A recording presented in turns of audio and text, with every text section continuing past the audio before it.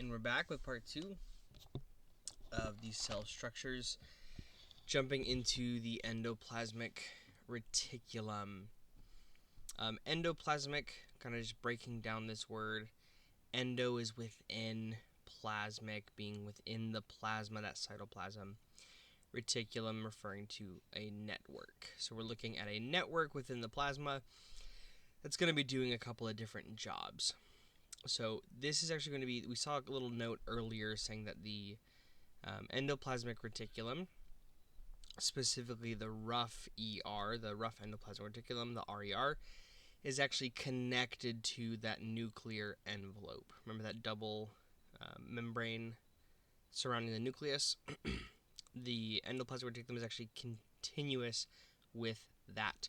And it's called rough ER because it has a bunch of ribosomes that are on the surface of it, because we're going to take our DNA from the nucleus, we're going to build RNA from it. RNA is kind of like the messenger, the reader. We call it mRNA, messenger RNA. We take that and we bring it to the rough endoplasmic reticulum, and using the ribosomes we are actually going to then develop the proteins.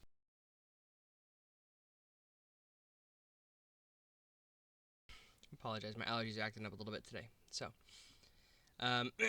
we see this. We have the ribosomes there. It's the cytoprotein synthesis. We grow those polypeptide chains. We also do something called glycosylation. They get glycosylated, which is just attaching a carbohydrate group to the polypeptide chain as part of the process of making them. And then they're packaged up and sent on their way. That's the rough ER. So when we look at it on the image, you can kind of see all the little ribosomes all over the place. As we get a little bit further away, we also have the smooth endoplasmic reticulum. Smooth because this is smooth. There are no ribosomes, which doesn't do anything with the protein synthesis. Instead, you can look at this, that it does the synthesis of lipids and steroids, as well as some glycogen metabolism, detoxification of certain drugs, specific ones called xenobiotics. Just a little keyword recognition: if you see detoxification of xenobiotics, know that that is the smooth endoplasmic reticulum, SER. Additionally, the smooth endoplasmic reticulum stores calcium, sequesters, meaning that it takes up, so it uptakes calcium, and then also releases it into the muscle cell, which we'll cover more of that when we talk about actual muscle function, especially like in physiology. So don't worry too much about that. Just know, it stores calcium. So big ones: lipids and steroids, glycogen metabolism, detox of xenobiotics, and calcium storage and release. Again, the rough then transitions to smooth. Again, just if it's rough, it's going to have those extra dots. So rough ER all in through here, versus the smooth all through here. Rough also kind of looks more like string-like, versus the smooth kind of looks more like blobular, if that's a word. It's not a word, but you get what I'm saying, hopefully. They look at these little blobs. Inside of that rough ER, a key word to keep in mind is actually this word right here: cisterna. Okay, there's another word that we'll see later on when we talk about mitochondria, that often we need to recognize these specific words and make sure that we associate them with the correct thing. So if you see cisterna, make sure you remember that that is our rough ER. And the cisterna are these folds of the tissue where you actually get, here's the ribosomes coming in with the mRNA strand, and it's building that polypeptide chain, as well as adding those glycosylations, those glycoproteins onto it.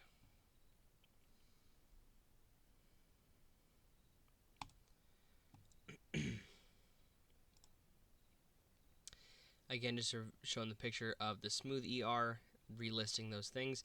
These are the important things that we want to remember about that. This is thrown into it. This is specific in the muscle tissue, the sarcoplasmic reticulum.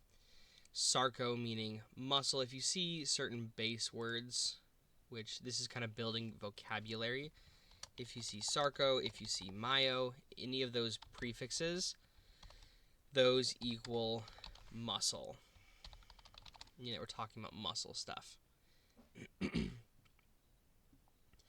Main job of this is going to be calcium storage and release. Again, we'll talk a lot more. You just need to know the basics of it. Hey, this is in the muscle. It does deal with calcium. We'll talk more about the specifics of this in Physiology 1. We get a lot deeper into the sarcoplasmic reticulum. Finally, the Golgi complex, aka the Golgi apparatus. You can kind of see here, it looks very similar to the rough ER, the smooth ER, and that's actually because it's actually connected to the rough ER and the smooth ER. Okay, this is all kind of one big network, one tubular network that's all kind of interconnected. So we see how the rough ER is connected into the smooth ER, and if you go off to the other side as well, typically you'll see some kind of connection to the Golgi apparatus as well. And remember, the endoplasmic reticulum, the rough ER, is also connected to the nuclear membrane, so it's all kind of an interclosed network, which is again why that word. Reticulum. Reticulum means network, so it's all continuous. Okay, so the Golgi complex, I call Golgi apparatus, or the Golgi complex, the FedEx driver.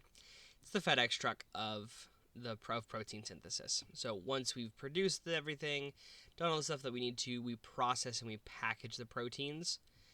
We finish up the glycosylation of glycoproteins. We finish all the last minute little details, finish putting it into the box, putting the packing paper around it, doing all this stuff that we need to prep it finally to ship and do what it needs to do.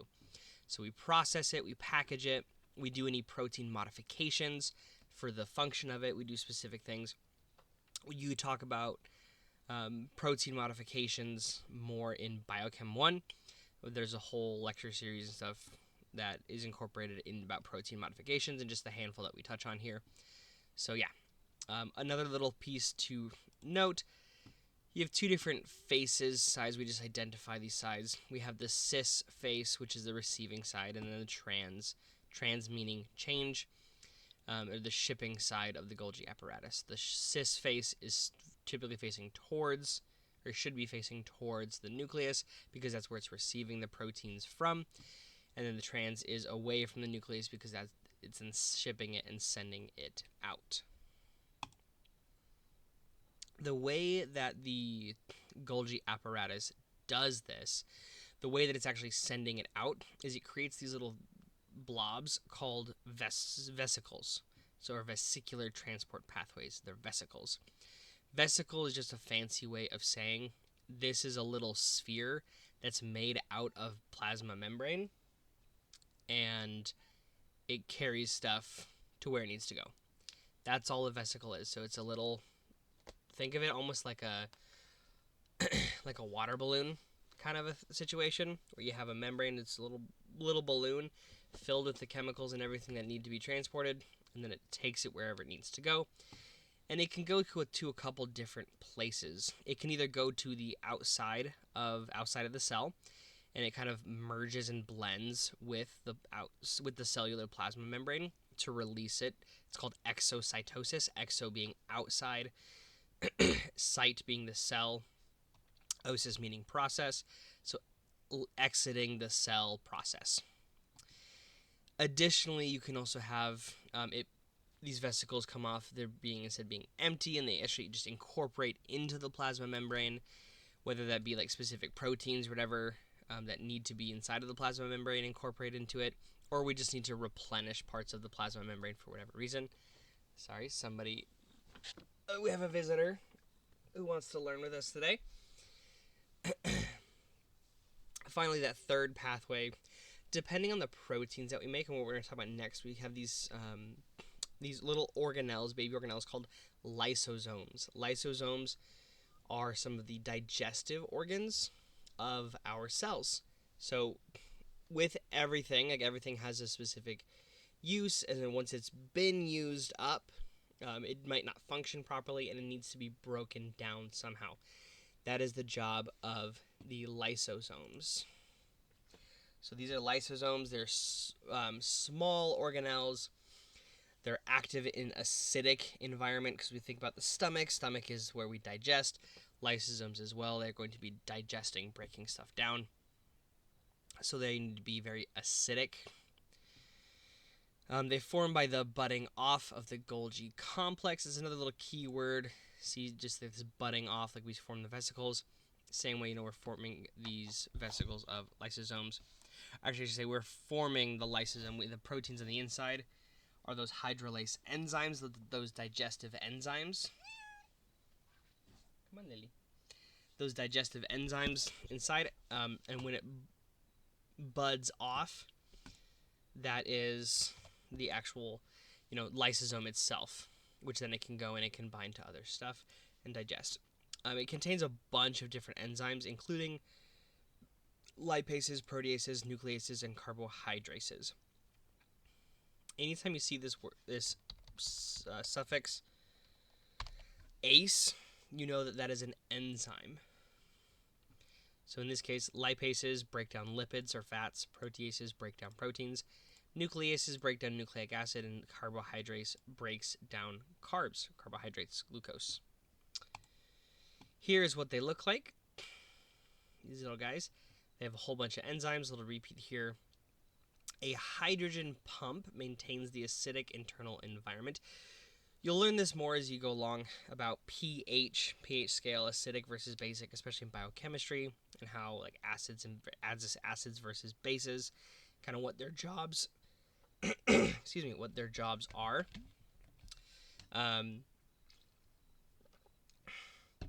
And also how sensitive the body is to pH. The body has an ideal pH, so everything has an ideal pH where it operates, and usually that's a very small window in which things are still functional. So with the lysosome, if this comes and it attaches onto another part of an organelle or another substance that maybe, needs to be broken down, that increase in hydrogen content, more acidic, could literally, unravel, cause the proteins and stuff to unravel. We call that denaturing. Unraveling of a protein is called denaturing, which can occur with a change in pH, as well as a couple of other things. But that's the lysosome's whole job. It goes and it finds the stuff that needs to be broken down, and it breaks it down.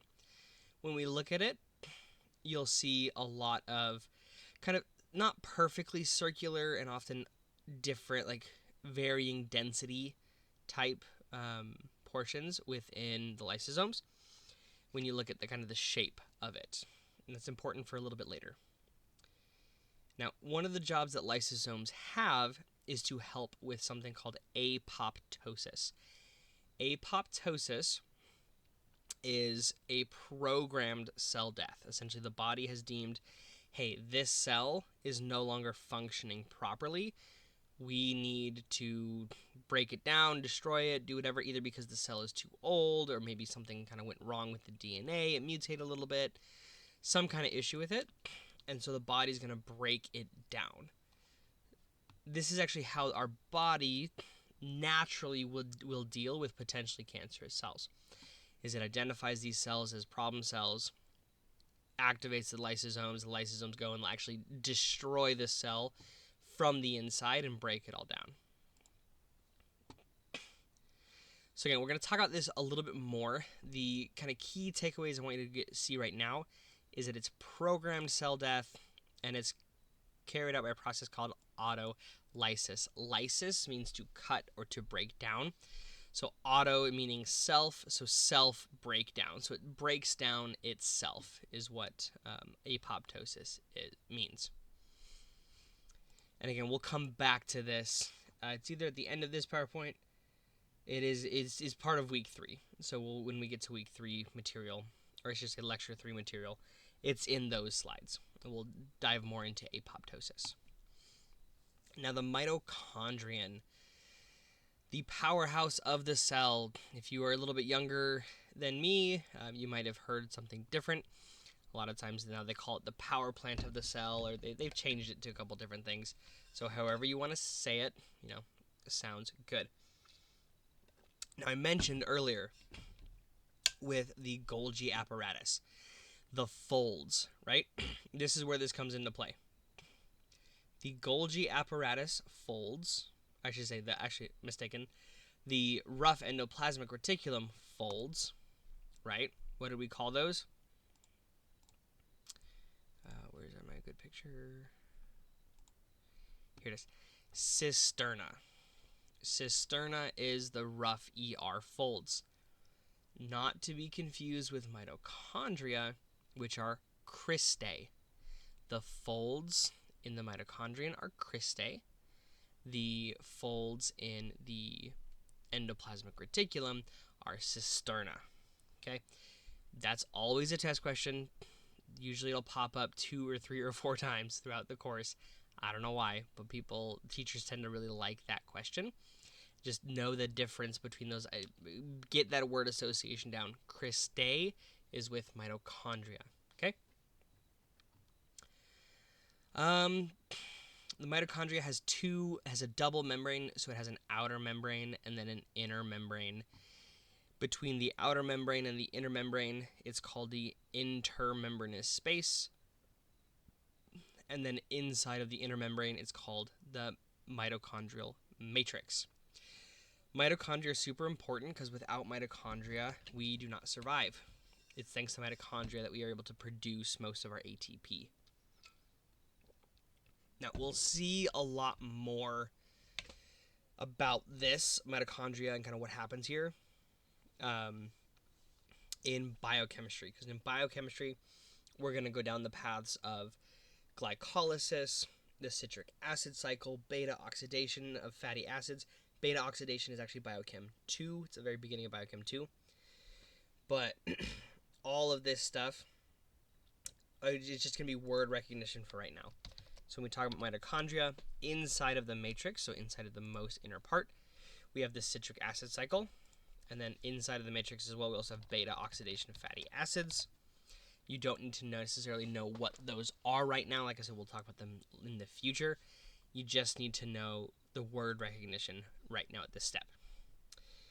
Couple little extra tidbits, fun information.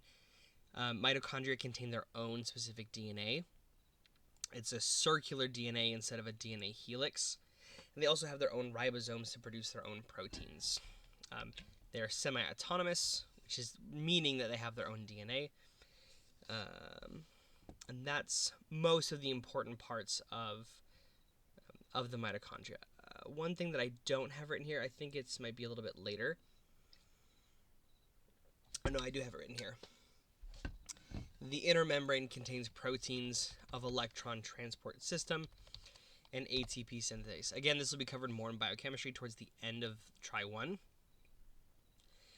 But what this is referring to is that the inner membrane has a bunch of proteins that do a specific process called the electron transport chain, and that's responsible for a lot of our ATP synthesis, for most of our ATP synthesis, as long as we have oxygen. Again, know the words that it's associated with mitochondria. We'll dive into what that actually is in biochemistry, so don't worry about what the heck that is or what's else going on there until you get to it in Biochem 1. Just another little diagram that I put together. Outer membrane, inner membrane, the mitochondrial matrix, the intermembranous space. These folds, again, remember, cristae. There's mitochondrial structure. Looks like a little kidney bean, or just a jelly bean, or whatever you want to call it, with the loops in the middle. Here's like the super simple stuff. These are what you want to remember: electron transport proteins, ATP synthase, TCA cycle, fatty acid metabolism. Call that beta oxidation of fatty acids. I just included this. Again, this is what you'll see later on. Don't worry about this right now. This is like what you will see later on in Biochem 1. Don't go memorizing this right now for this course. Next, we have organelle. peroxisomes, also known as microbodies. So these are small membrane-bound organelles found in the cytoplasm, and they play a role in the breakdown of fatty acids and detoxification. So there are our two big word recognition: breakdown of fatty acids and detox. So they have detox for oxidases. We have free radicals. Free radicals are essentially oxygen molecules that don't have electrons or enough electrons, and as a result, they're highly, highly polar, and they will rip electrons away from other stuff, which causes damage. So we have these oxidases, so oxidase, oxygen, aces. They break down and they bind onto oxygen, and they neutralize those free radicals as well as other toxins, and they turn it into hydrogen peroxide, which is H2O2. Next, we have a second enzyme within the peroxisome called a catalase, which changes then the hydrogen peroxide to water and oxygen, which is what we need. Finally, they oxidize those long-chain fatty acids up to 22 carbons.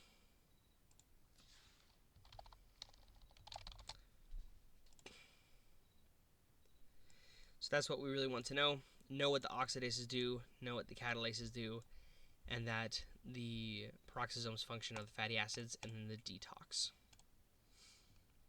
And this is what it said. So the peroxisomes look a lot like lysosomes. They're often circular, and it can be a little difficult to tell them apart when it's zoomed out. But if you look at them, peroxisomes all should be fairly circular, uniformly circular, as well as a uniform density within it, as well as peroxisomes should be similar shaped all the way through, versus the lysosomes, which are slightly different shapes, as in different densities within them.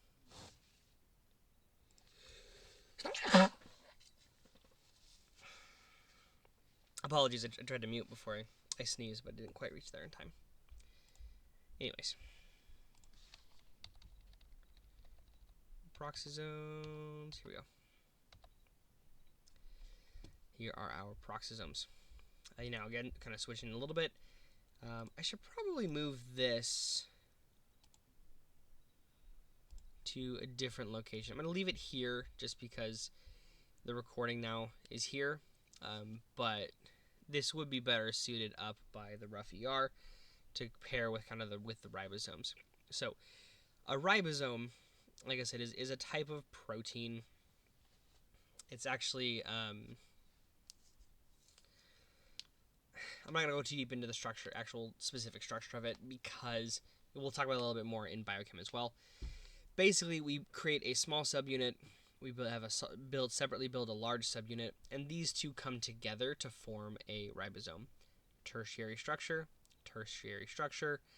quaternary functional structure. There we go. And again, the ribosome's purpose is protein synthesis. Big places that they're located. They're created inside of where again? The nucleolus, which is inside of the nucleus. So best answer, they're created inside of the nucleolus. Second best answer, they're created inside of the nucleus. Third best answer, if neither of those are there, they're created inside of the mitochondria. Third best answer is they're in the mitochondria.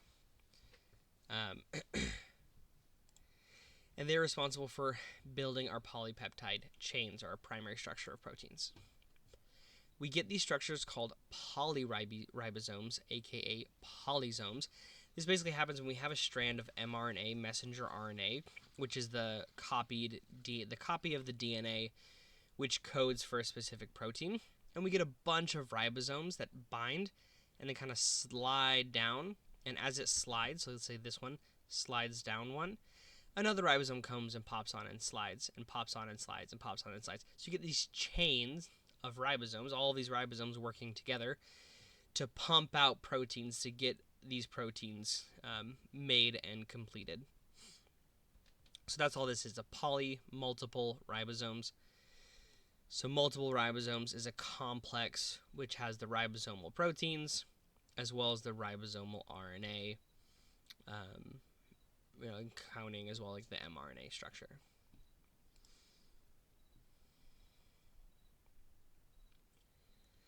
I'm going to go ahead and pause. Let me see. I think the rest of this is all. Yes, the rest of this all is. I'm going to go ahead and end this part right here. It's a good spot to stop. And we're going to complete part 3, talking about the cytoskeleton. If you've made it this far, please make sure you leave a like on the video. It helps it out. Leave a comment if you have any questions or concerns or anything going on. I will try to my best to respond to everybody. And as well, make sure that you are subscribed. Goal is to eventually get to that 1,000 subscriber mark. We'll get there slowly, but it helps if everybody subscribes. Thank you, and I will see you all in part 3.